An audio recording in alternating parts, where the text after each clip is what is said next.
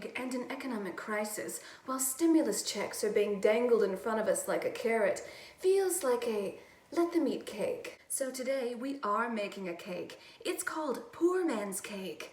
This cake actually has lots of names. Poor man's cake, war cake, depression cake. It's what you stuff in your mouth between yelling at the government and crying about the future.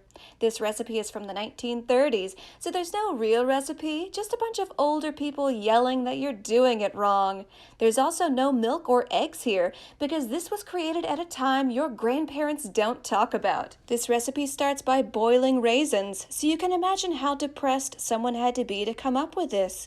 Boil 2 cups of raisins in 3 cups of water for 10 minutes. Then take it off the heat. Add 2 cups of sugar and a stick of butter. Let it come to a cool. While it's cooling, think about how we've all been taken advantage of. We've all been told we can succeed by hard work and making our own coffee. But the people telling us this are laughing at our pain in their second yacht.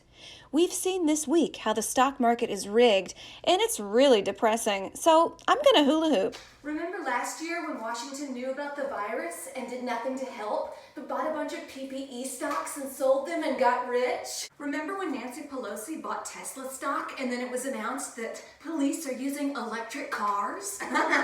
Remember the 2008 housing crisis when investors caused a great recession and they were bought out, but people lost their homes and their jobs? They let small businesses die while helping out giant corporations. Remember that.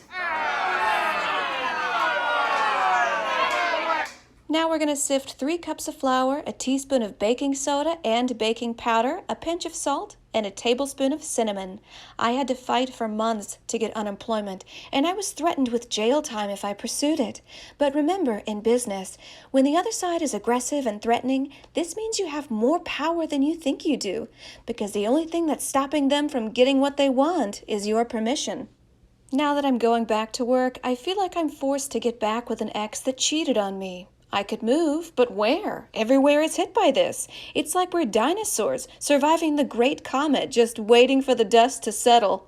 Humans have survived worse times, and we can survive this, but I can't have any trust in authority when I've been slowly rotting away in my home, watching the already wealthy get more wealth.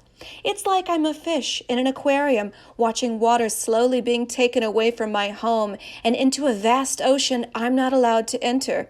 Every day I'm seeing more and more helicopters circling above, making sure we're behaving, while tent communities are slowly growing. This was a really good cake, not too sweet, very moist and cinnamony. I don't want to complain, that's not my nature. I like to get up and take action. But what that is, I don't know yet. All I know is this is a brave new world we're facing, and every single person is a different human being than we were a year ago. Okay. Take care of yourself. I'll see you next week.